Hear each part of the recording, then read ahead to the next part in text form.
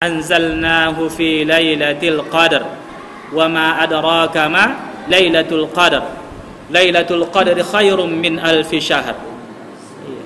Sesungguhnya kami telah menurunkan pada malam Lailatul Qadar. Menurunkannya apa itu? Al-Quran.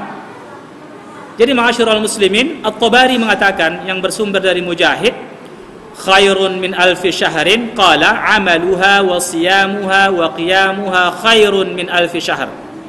Tatkala beliau menafsirkan ayat khairun min alfi syahr, lebih baik dari 1000 bulan, beliau mengatakan yakni amal yang dilakukan pada malamnya, puasa yang dilakukan pada siangnya, qiyamul lail yang dilakukan lebih bagus dari 1000 bulan. Jadi seluruh amal kebaikan yang dilakukan pada Lailatul Qadar itu lebih baik dari bulan-bulan, dari malam-malam apapun yang diciptakan oleh Allah Subhanahu wa taala. Amr bin Qais mengatakan juga, amalun fiha khairun min amali alfi syahr. Beramal di dalamnya lebih bagus dari beramal 1000 bulan. Nabi SAW yang diriwayatkan oleh Syaikhan, yakni Bukhari Muslim, sebagaimana yang kita bacakan tadi, juga menjelaskan qala Rasulullah SAW, man qama lailatal qadr imanan wa ihtisaban ghufira lahu ma taqaddama min dzambi.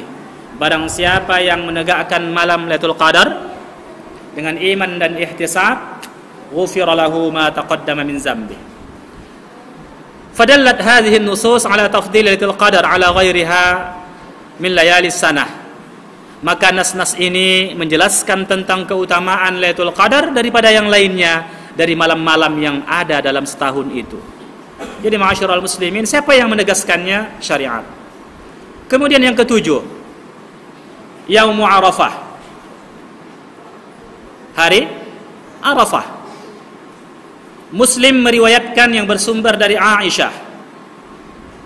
Beliau bersabda, beliau mengatakan, sesungguhnya Rasulullah sallallahu alaihi wasallam bersabda, "Ma min yaumin aktsaru min an ya'tiqa Allah fihi 'abdan minan nari min yaumi Arafah." Tidaklah satu hari yang lebih banyak di mana Allah Subhanahu wa taala memerdekakan hambanya, membebaskan hambanya dari api neraka, min yaumin Arafah, daripada yaum Arafah. Pada hari Arafah itu banyak orang yang seyogyanya dimasukkan ke dalam neraka karena beramal dan istighfar pada hari itu, maka Allah membebaskannya dari api neraka. Demikian juga At-Tirmizi meriwayatkan, khairud du'a du'a'u yaumi Arafah. Sebagus-bagus doa yang ada adalah doa pada yaum Arafah. Maka pada hari Arafah itu perbanyaklah doa. Ibnu Abdul Bar dalam syarahnya mengatakan, wa fihi minal fiqh anna du'a yaumi Arafah afdalu min ghairihi. Ya, di antara pemahaman yang diambil dari hadis tersebut bahwasanya doa pada hari Arafah itu lebih utama daripada yang lainnya. Wa fi dzalika dalilun ala fadli yaumi Arafah ala ghairihi, dan hadis itu juga menjadi dalil atas keutamaan hari Arafah daripada hari-hari yang lain. Kemudian Yaumul Aidain, 2 hari raya, di mana Rasulullah sallallahu alaihi wasallam bersabda, qadima Rasulullah, Malik mengutip perilaku Rasulullah SAW. Beliau menjelaskan begini, qadima Rasulullah SAW al-Madinah wa lahum yawmani yal'abuna fihima. Ini hadis yang kita bacakan tadi maknanya. Rasulullah SAW sampai di Madinah. Bagi orang Madinah itu yaumani, ada 2 hari yal'abuna fiha. Mereka bermain pada 2 hari itu. Faqala, lalu Nabi bertanya, ma hadzanil yaumani, hari apa ini yang 2 hari itu? Qalu, mereka mengatakan, kunna nal'abu fihinna fil jahiliyah, kami bermain-main pada 2 hari itu pada masa jahiliyah. Itulah hari bersenang-senang mereka, hari besar mereka. Faqala Rasulullah sallallahu alaihi wasallam, Rasulullah SAW bersabda, innallaha qad abadalakum bihima khairan minhuma. Sesungguhnya Allah telah menggantikan bagi kamu bihima terhadap dua hari itu lebih bagus daripada keduanya. Yaumul Adha wa Yaumul Fitr. Hari raya Idul Adha dan hari raya Idul Fitr. Inilah hari raya umat Islam. Inilah hari raya di mana Nabi sallallahu alaihi wasallam mencegah Abu Bakar untuk melarang seorang hamba memainkan alat musik.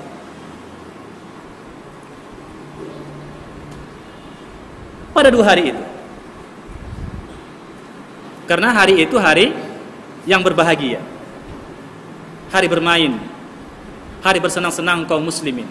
Jadi ma'asyiral muslimin rahimakumullah, maka tidak ada hari yang memiliki keutamaan, sekali lagi kita ulangi penjelasan tadi, ya, tidak memiliki keutamaan dalam sudut pandang syariat kecuali dijelaskan oleh pembuat syariat ini. Tidak ada keutamaan apapun, tidak ada keistimewaan apapun kecuali syariat telah menjelaskan itu adalah memiliki keutamaan. Yang berikutnya, ya banyak sekali lah ya, nanti kita mungkin sudah kita pelajari dalam bab fikih ya. Yushra'u fiha ta'diyatu salatul Aid.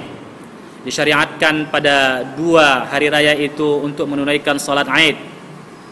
Wa khurujun nas ilaiha, manusia keluar untuk melaksanakan salat Aid. Wa yusannul ightisal wa tatayyub fihima, dan disunnatkan mandi dan memakai wangi-wangian pada dua hari itu. Wa izharuz zinah, dan boleh menampakkan perhiasan. Wa yushra'u fi 'idil fitri ikhrajuz zakatil fitr qabla al-khuruj lis-shalah. Di situ pula disyariatkan pada hari fitr itu mengeluarkan zakat fitrah sebelum keluar untuk melaksanakan salat, wa hiya wajibah. Wa yustahabbu fi 'idin nahar zabhul adhahi, dan disunatkan pada hari nahar itu menyembelih sembelihan. Wal aklu minha, memakannya. Wal ihda, menghadiahkannya. Wa tasadduq, ya kemudian mensedekahkannya. Wahia sunnatun muakkadah, itu adalah sunnah yang sangat dikuatkan. Jadi banyak keutamaan-keutamaan yang diberikan oleh Allah Subhanahu wa taala, di antaranya dua hari tersebut. Berikutnya sedikit lagi. Yaumul Jum'ah, hari Jumat.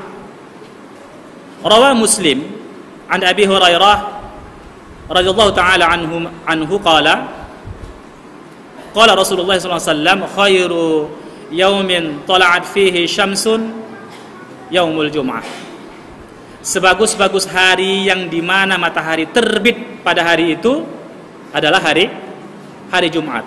Fihi khuliqa Adam, pada hari itu Adam diciptakan. Wa fihi udkhilal jannah, dan pada hari itu dia dimasukkan ke dalam surga. Wa fihi ukhrija minha, dan pada hari itu dia dikeluarkan dari surga. Jadi Adam itu tidak diciptakan dalam surga, tapi pada hari Jumat dimasukkan ke dalam surga dan dikeluarkan dari surga. Maka hadis ini menjadi dalil bahwasanya yaumul Jum'ah, ya, tafdilu ala tafdili yaumil Jum'ah ala sairil ayyam. Hadis ini menjadi dalil atas keutamaan hari Jumat terhadap hari-hari yang lain.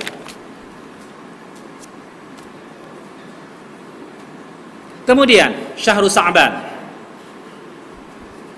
Ya, ini bagian yang kedua. Kalau tadi beliau mengatakan pembahagian ini ditinjau dari segi keutamaan waktunya secara mutlak. Di sini beliau mengatakan azman wa awqat dallatin nusus ala tafdili ba'dil a'mal fiha 'ala al-khusus. Ini secara khusus, tidak secara mutlak. Kalau tadi secara mutlak dijelaskan apapun amal yang dilakukan di situ dilipat gandakan oleh Allah pada hari Arafah, pada hari pada malam Lailatul Qadar. Apapun amal dilipat gandakan, tidak dikhususkan amal-amal. Kalau di sini ada pengkhususan, tapi dikaitkan dengan hari, dikaitkan dengan bulan, dikaitkan dengan waktu. Misalnya pertama bulan Sa'ban, Syahrul Sa'ban. Sabata fi sunnah anna an-nabiyya kana yaksuru minas siyam fihi fayasumu aksarah. Maka Nabi sallallahu alaihi wasallam pada bulan Sya'ban itu banyak melakukan puasa. Lebih banyak dari bulan-bulan yang lain selain bulan Ramadan. Bukhari dan Muslim meriwayatkan dari Aisyah, beliau mengatakan, kana Rasulullah sallallahu alaihi wasallam yasumu hatta naqulu la yaftur wa yafturu hatta naqulu la yasumu. Jadi Aisyah mengatakan adalah Rasulullah SAW berpuasa sehingga kami katakan dia tidak pernah berbuka, dan terkadang dia berbuka sehingga kami katakan dia tidak berpuasa. Dan tidaklah kami melihat Rasulullah SAW yang mencukupkan puasa 1 bulan kecuali itu bulan Ramadan. Dan tidaklah aku melihatnya lebih banyak puasa pada bulan selain Ramadan itu minhu fi Sya'ban, selain daripada bulan Sya'ban, kata beliau. Di situ dikhususkan amal apa yang dilakukan pada bulan Sya'ban? Puasa. Kalau yang tadi secara umum.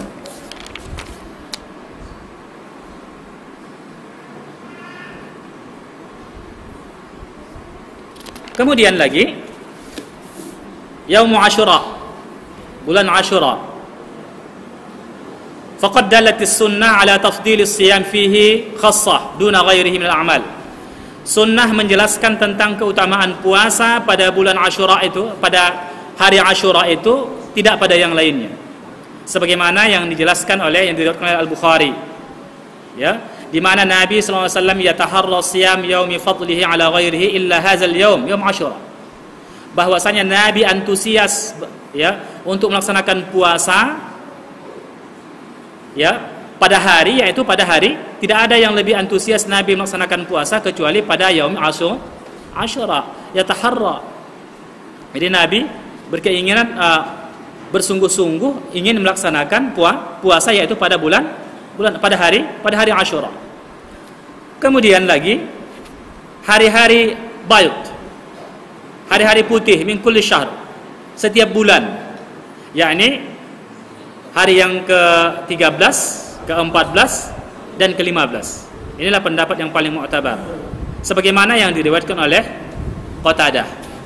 Kemudian lagi 6 hari pada bulan Syawal, ya, 6 hari pada bulan Syawal ini menurut pendapat yang paling rajih, karena Imam Malik dan Imam Abu Hanifah mengatakan makruh puasa 6 hari pada bulan Syawal. Imam Malik, Imam Abu Hanifah, Nu'man bin Sabit mengatakan makruh. Tapi Imam Syafi'i mengatakan, ya, Imam Ahmad mengatakan sunnah, karena ada hadis. Mungkin saja dua imam itu tidak menemukan hadis ini.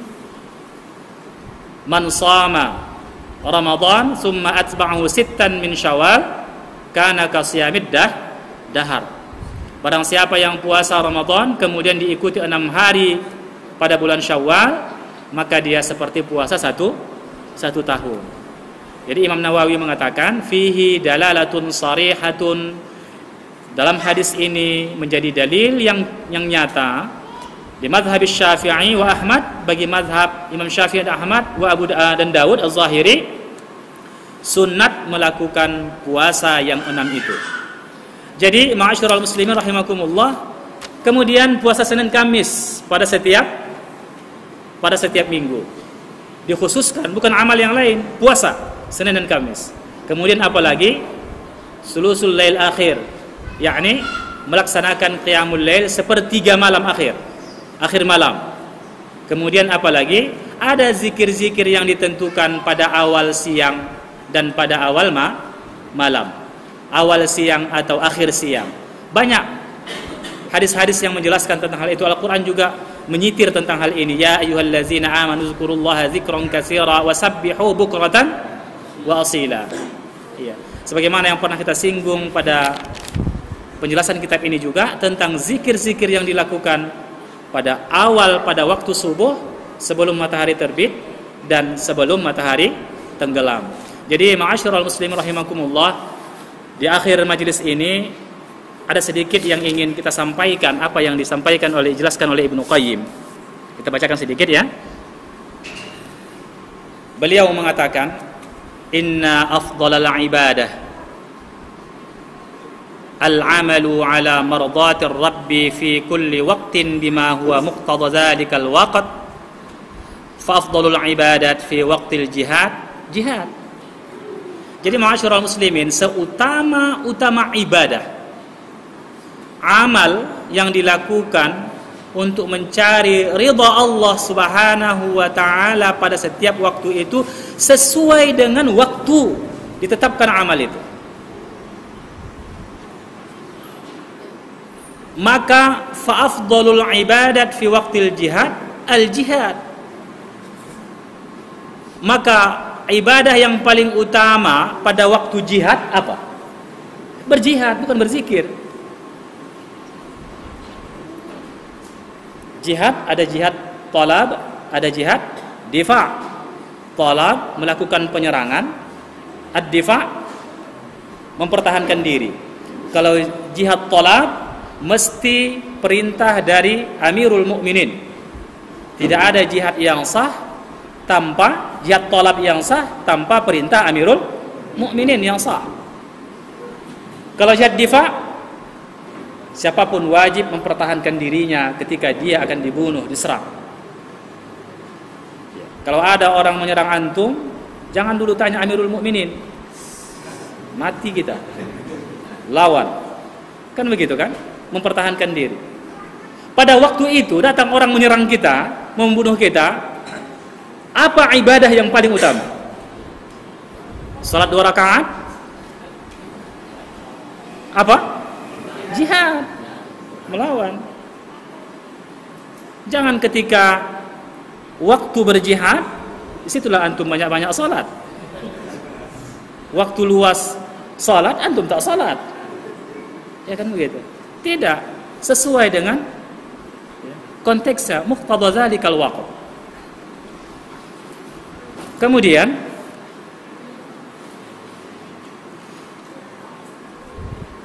wa inna 'alal amr ila tarakil awrat min salatil lail. Kendati pun ya ul amri itu meninggalkan wirid-wirid ya dari salat malam atau puasa pada siang harinya. Bal wa man taraka itmam salat fardhi, bahkan dalam jihad itu kan ada salat-salat dalam keadaan khauf, dalam keadaan berperang. Kan begitu. Tidak seperti salat dalam keadaan aman. Kemudian wa afdalu fi waqti hudurid dhaif masalan al-qiyam bihaqqihi wal ishtighalu bihi 'ala al-war' al-mustahab. Wa kadzalika ada'u haqqi zawja wa ahl. Jadi saudara, amal yang paling utama ketika datang tamu apa? Berzikir antum. Tunggu Pak ya, zikir dulu. Datang tamu ke rumah, assalamualaikum katanya kan. Waalaikumsalam dulu ya, saya dulu beramal, saya dulu belum salat duha ini. Iya kan? Salat duhanya sampai 8 rakaat. Tunggu Pak ya. Ayatnya panjang-panjang. Menunggu tamu tuh. Ini salah menempatkan.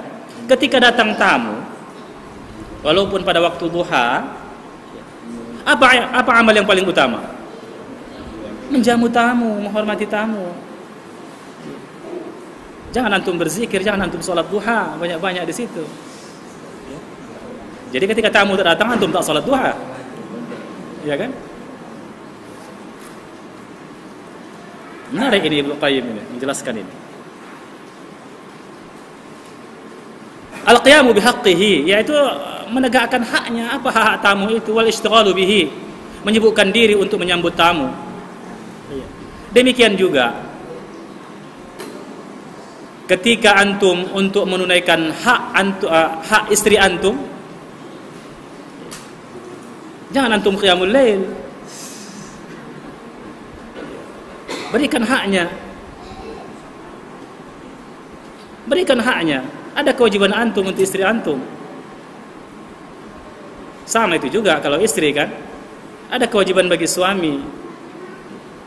Jangan diperbanyak sholat sunat malam hingga tak ada waktu lagi kan. Sampai subuh. Tidak seperti itu. Berikan hak. Wal afdal fi awqati sahar ishtighalu bis salah. Jadi pada waktu sahur ibadah apa yang antum lakukan? Makan sahur ya. Al-qiyam ya. Ishtighalu bis salah. Menyibukkan diri dengan salat. Wal Quran, baca Al-Quran, wad du'a. Jangan antum berdakwah tengah malam. Jangan berdakwah tengah malam. Tak tempatnya itu. Tempatnya merintih ke hadapan Allah bersunyi-sunyi. Al-ishtighal bis shalah. Ini tidak khuruj tengah malam. Tidak, itu bukan tempatnya. Jangan-jangan antum salah pengertian orang nanti. Jadi wa qiraatul Quran, wad du'a, waz zikir, wal istighfar. Ila qala ba'da an kemudian dia mengatakan di sini ya, fal afdalu fi kulli waqtin wa halin isaru mardatillahi fi zalikal waqti wal hal. Jadi seutama-utama ibadah pada waktu itu ya, apa yang diridhai oleh Allah Subhanahu wa taala pada waktu itu dan sesuai dengan konteksnya. Inilah ibadah yang kontekstual. Ya, sesuai dengan konteks waktunya, sesuai dengan konteks keadaan, sesuai dengan konteks tempat. InsyaAllah pada pertemuan yang akan datang kita akan bahas tentang masalah tempat. Jadi inilah perlu ilmu sebenarnya dalam beramal itu, tentang fadilah-fadilah itu, agar kita lebih cerdas dalam beramal dan menempatkan amal itu sesuai dengan tempat. Ya, sesuai dengan tempatnya, berlaku adil dalam beramal. Mana yang amal yang harus kita dahulukan, mana yang kita kemudiankan, mana yang harus kita perbanyak, mana yang sekedarnya saja. Jadi ma'asyiral muslimin rahimakumullah, semoga saja apa yang kita baca dari kitab ini mendapat faidah bagi kita semua. Mudah-mudahan kita ditunjuki oleh Allah la haula wala quwata illa billah ya untuk melaksanakan ibadah-ibadah ini, dan dijauhkan Allah dari kita dari segala penyakit-penyakit malas ya, penyakit malas untuk mengamalkan ilmu. Jadi mudah-mudahan demikian saja ya. Sekali lagi semoga Allah Subhanahu wa taala membimbing kita di jalan yang diridhoinya dengan niat hanya karena Allah Subhanahu wa taala. Sekali lagi juga tak ada daya upaya kita untuk menjadi orang yang diridhoi oleh Allah kecuali dengan pertolongan Allah Subhanahu wa taala. Demikian saja. Kalau ada pertanyaan catat aja lah Pak.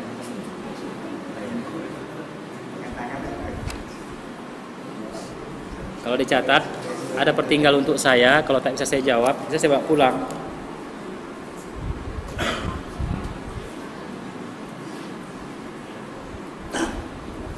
Ustaz, apa yang harus dilakukan seseorang yang sudah tidak mengingat lagi berapa hari dia meninggalkan puasa di bulan Ramadan? Ala ghalabatul dhanni. Ala ghalabatul dhanni itu berdasarkan dugaan kuatnya, dugaan terbesarnya, dugaan kuatnya. Jadi tidak berdasarkan minimal, tapi yang maksimal, dugaan kuat. Ala ghalabatul dhanni, berdasarkan dugaan terkuat. Kalau dia ragu 3 dengan 4, maka 4 lah yang dilakukannya. Ragu dia 2 dan 1, maka 2 yang dilakukan. Ada lagi Pak?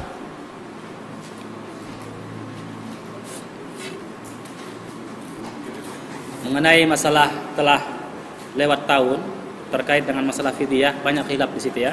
Nanti dibicarakan pada bulan Ramadan lah.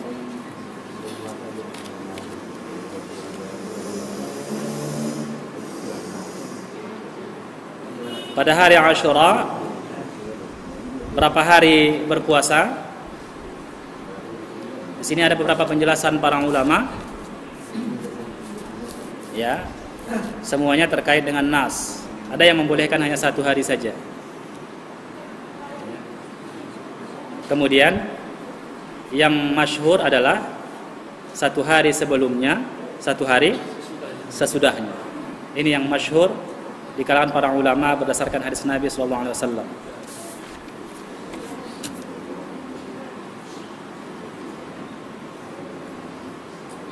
Islam pernah berjaya di Cordova. Apa penyebab runtuhnya? Tak ada hubungannya dengan fadilah amal ini.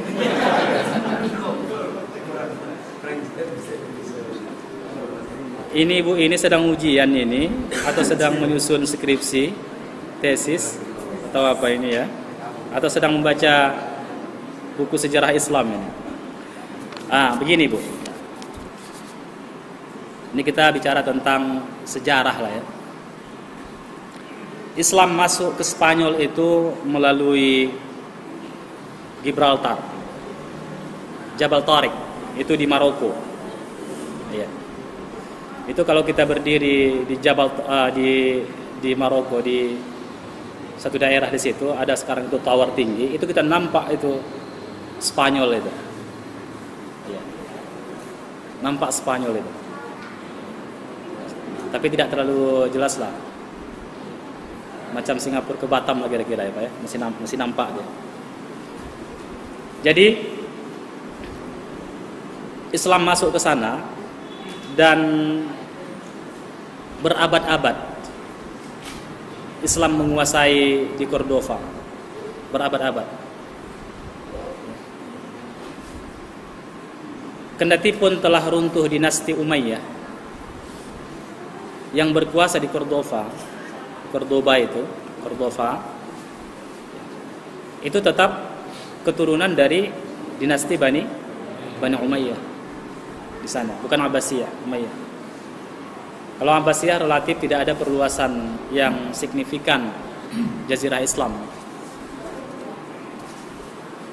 Ini dinasti Umayyah. Inilah kalau Islam menjadi penguasa. Di mana-mana Islam menjadi penguasa, tidak menjadi tiran. Tidak menjadi tiran. Karena Islam dalam berperang itu pun ada syariat yang mengaturnya. 10 syarat ya, yang diberikan oleh Abu Bakar ketika akan mengutus pasukan perang. Zaid bin Usamah bin Zaid 10. Tidak boleh membunuh rahib, tidak boleh membunuh para pendeta, tidak boleh membunuh orang tua, tidak boleh membunuh anak-anak, tidak boleh membunuh para wanita. Yang boleh diperangi orang yang memerangi, para tentara. Tidak boleh membunuh binatang, tidak boleh menebang pohon. Bayangkan adab Islam dalam berperang luar biasa. Luar biasa. Makanya ada problem. Ya, ada problem di antara para ulama, apakah boleh membuat bom nuklir? Kalau membuat bom nuklir, ada lagi bisa adab-adab itu diterapkan. Molekul terkecil aja habis. Iya kan? Molekul terkecil aja habis di bantainya. Itu yang terjadi. Jadi orang-orang Nasrani yang ada di Spanyol ketika itu tidak diintimidasi. Mereka tetap diperbolehkan ke gereja, diperbolehkan menjalankan agamanya.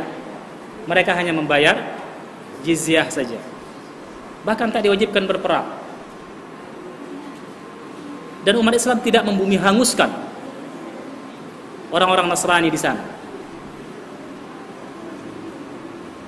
Tidak ada inkuisisi seperti kasus yang belakangan terjadi, tidak ada seperti itu. Jadi artinya apa? Mereka tetap hidup di sana. Tapi akhirnya keruntuhan Cordova itu disebabkan 2 faktor utama. Ada faktor internal, ada eksternal. Dakhili, khariji. Faktor dalam dan faktor luarnya. Faktor luarnya tadi, inilah orang-orang Nasrani yang ada di sana, ya. Mereka bersekongkol dengan kerajaan-kerajaan, dengan penguasa-penguasa yang ada di sekitar Spanyol untuk menghancurkan umat Islam. Padahal mereka diberikan hidup yang enak oleh para khalifah di sana. faktor eksternalnya penyerangan dan pembelotan ya, dan pengkhianatan orang-orang Nasrani yang ada di Cordova, yang ada di Spanyol. Ini faktor eksternal. Faktor internalnya samalah dengan yang lain. Ketika umat Islam lari dari Al-Quran was Sunnah, maka mereka hampir tidak berbeda dengan umat yang lain.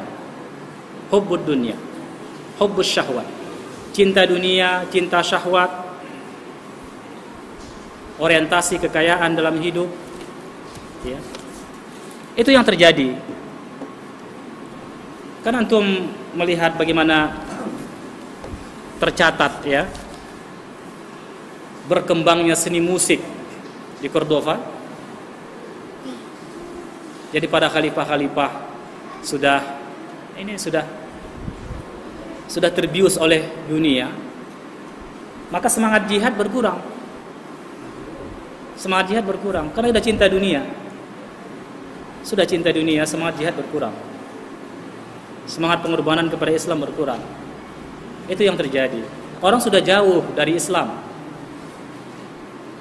sudah menjauhi ajaran Islam. Muncul aliran-aliran, di antaranya juga ada aliran-aliran thariqah. Sebahagian lagi hanya mementingkan urusan asketisisme, apa istilahnya itu, mistisisme, asketis, zuhud, kesolehan pribadi saja, meninggalkan meninggalkan dakwah, meninggalkan amar ma'ruf nahi mungkar. Orang hanya tinggal di ribat-ribat. Tahu ribat-ribat? Di zawiyah-zawiyah, tempat-tempat orang suluk beramal di situ. Itu di Maroko itu ada satu makom Syekh Tijani. Itu makamnya macam masjid ini, besar kan? Besar, di tengah-tengah itu makam. Di sini orang beribadah keliling ini. Beribadah. Sekitar 50 meter ada masjid. Tapi ketika azan mereka sholat berjamaah di kuburan ini, di zawiyah ini. Tidak ke masjid. Banyak terjadi deviasi, penyimpangan dari ajaran Islam. Itu juga menjadi faktor internal dari umat Islam. Dari ajaran Islam, ada orientasi dunia saja, ada tidak, hanya mementingkan kezuhudan pribadinya saja. Tidak mementingkan lagi dakwah, ya. Tidak lagi peduli dengan lingkungannya. Kecuali kalau sudah dia berdakwah orang tidak peduli, itu lain masalah. Ini tidak ada lagi. Jadi itu juga menjadi pengaruh. Yang paling pentingnya, di antara yang penting itu perebutan kekuasaan di antara para khalifah. Di Spanyol itu tidak terlalu besar waktu itu, tapi sudah banyak khalifah-khalifah yang muncul di situ. Negara-negara kecil. Itulah yang terjadi di sana. Lebih dari 500 tahun Islam di sana, 700 tahun bahkan Islam ada di Spanyol, habis sama sekali. Kenapa? Karena ketika umat Islam runtuh, segala yang tidak mau masuk Nasrani itu diinkuisisi namanya, dibunuh. Bahkan banyak orang yang pura-pura masuk Nasrani waktu itu. Banyak pura-pura masuk Nasrani ketika itu.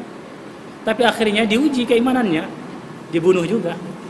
Maka banyaklah eksodus ke Afrika, ke Mesir, umat Islam. Akhirnya apa yang tinggal di Cordova? Hanya istana-istana, Alhambra, ya kan? Hanya istana-istana yang tinggal di sana, tinggal puing-puing. Jadi ada faktor internal, ada faktor eksternal. Paling tidak inilah secara umum ya, Ibu ya.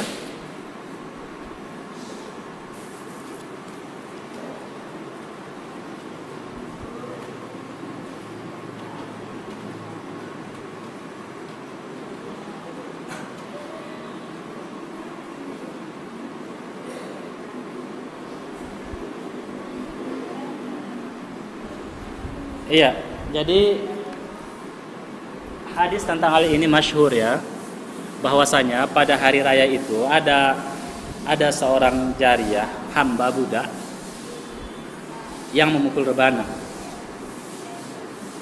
waktu itu. Jadi Rasulullah dan Abu Bakar mungkin sedang berzikir atau apa ya.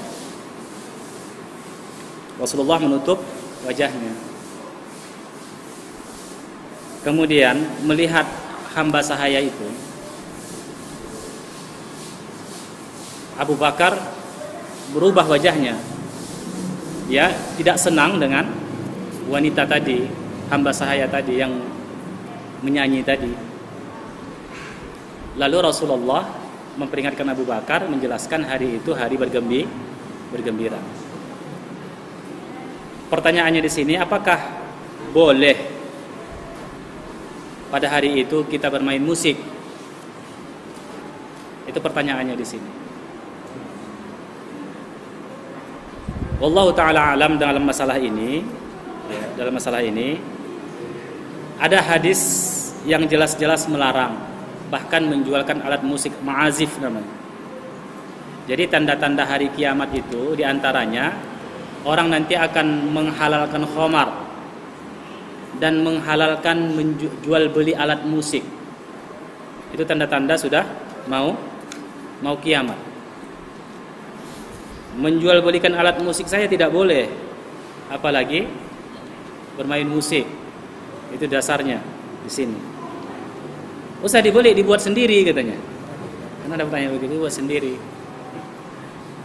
Dalam hal ini yang diperbolehkan itu hanya hamba dan anak-anak. Kita lebih baguslah yang lain kerja kita berzikir, ya kan, menghubungkan silaturahmi. Wallahu ta'ala a'lam bissawab.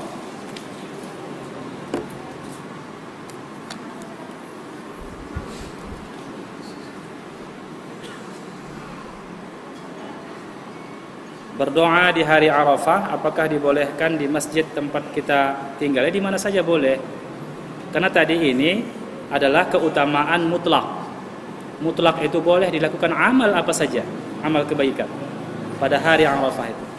Tapi lebih dianjurkan kita banyak berdoa di situ. Karena doa pada waktu itu adalah di antara doa yang diistijabah oleh Allah Subhanahu wa taala. Jadi ingat-ingatlah doa antum ketika Yaumul Arafah. Apa doa antum? Insyaallah diistijabah oleh Allah Subhanahu wa taala, tak cepat lambat. Sesuai dengan kemaslahatan antum. Ya. Dalam pandangan Allah Subhanahu wa taala, bukan dalam pandangan antum.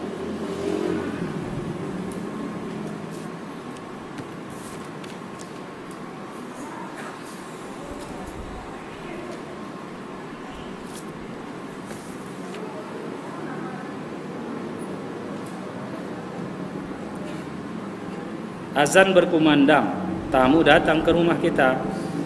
Apa yang harus kita utarakan? Memenuhi seruan azan atau melayani tamu? Ajak tamunya ke masjid. Ya, ajak tamu ke masjid. Kecuali yang sangat mendesak, doruri ya. Nah, jadi kembalilah kepada kaidah dorurah. Tapi kalau apanya dia, ajak dulu tamu, nanti kita makan-makan, minum-minum kan begitu. Ini biasanya pada waktu zuhur ya, pada waktu zuhur mungkin maghrib atau isya ya. Ajak tamunya ke masjid. Dan tamunya suka itu. Ya jangan tak menjadi kepikiran bagi dia lagi. Kadang-kadang kita bertamu ini begini. Pas memang waktunya sampai di rumah seseorang, kita tak teringat waktu azan. Kan agak riskan kita mengajak tuan rumah sholat ke masjid kan. Makanya tuan rumah yang mengajak, tamunya insya Allah gembira itu.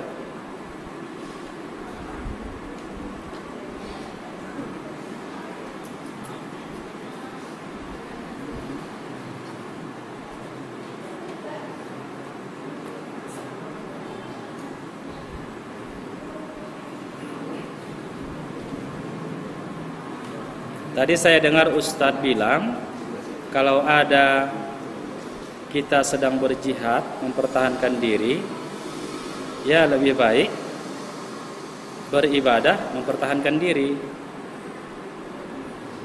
beramal, mempertahankan diri. Saya pernah dengar riwayat tentang Abu apa ini? Mu'allaq. Apa sambungannya ini?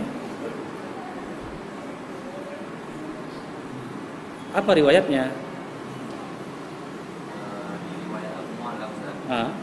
Jadi saya nggak tahu ini sahih atau apa, kayak hanya Abu Mu'allaq ini pernah ditodong salah satu perompak. Abu Mu'allaq ini memang orang yang soleh. Nah, ketika dia ditodong sama perompak ini, dia kan pengen merompak. Ditanya sama Abu Mu'allaq, aku ingin membunuhmu, kata perompak ini. Kenapa kamu ingin membunuhku? Bukan kau hanya pengen hartaku, karena dia kan bawa harta. Tapi aku juga ingin membunuhmu. Nah, kata Abu Mu'allaq ini, ya udah, kalau memang kau mau membunuh aku, izinkan aku sholat 2 rakaat. Makanya dia sholat, dan di sujud terakhir dia berdoa. Diulang doanya seperti ini, ya wadud ya dirang sin majid, ya fa'ala lima yurid, as'aluka bi'izzatika allati la yuram, bimulkika allati la yuram, wa binurika allati ma la asik, bla bla bla segala macam sampai akhir. Dan datang akhirnya pria berkuda, ternyata itu dari langit ketiga, kalau tidak salah adalah malaikat yang membunuh perompak ini tadi. Nah, ditanya sama malaikat ini, kamu ini siapa? Aku ini Abu Mu'allaq.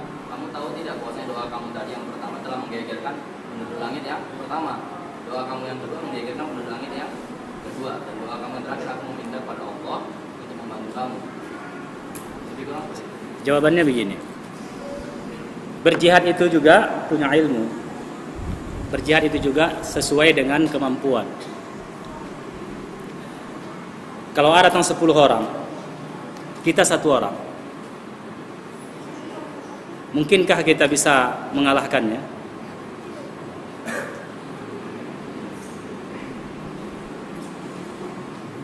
Pada awalnya umat Islam itu 1:10. Tapi sekarang berapa bandingnya? 1:2. Apa yang kita lakukan di situ untuk mempertahankan diri? Banyak hal yang bisa dilakukan, termasuk yang dilakukan oleh Abu Mu'allaq itu. Datang perompak banyak. Apa yang bisa dilakukan? Ya, mendekatkan diri kepada Allah Subhanahu wa taala. Ya, itu tindakan yang paling bijak. Mendekatkan diri kepada Allah Subhanahu wa taala, memohon pertolongan kepada Allah. Jangan-jangan perompak itu bisa lintuh hati. Iya kan? Atau bagaimanapun, kalau mati juga kan? Bagus mati dalam keadaan salat dan berjihad gitu kan? Satu. Yang kedua, saya tidak tahu riwayat ini. Tak tahu saya. Sedangkan riwayat ini saya tidak tahu, apalagi sahih atau tidaknya. Saya semakin tidak tahu. Demikian saja. Subhanakallah bihamdik, asyhadu an la ilaha illa anta, astaghfiruka wa atubu ilaik. Wassalamualaikum warahmatullahi wabarakatuh.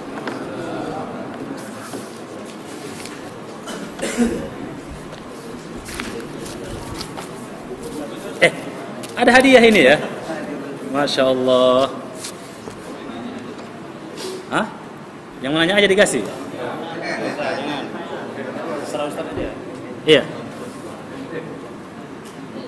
Ya silakanlah kalau begitu. Siapa yang menanya tadi? Silakan yang menanya, ambil hadiah ke depan. Ketika malam bertasbih. Bapak menanya tadi ya? Siapa yang menanya tadi? Iya.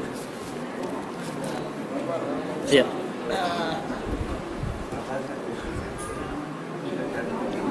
Oh, mau? Nah, silakan. Orang lama itu. Ya, silakan.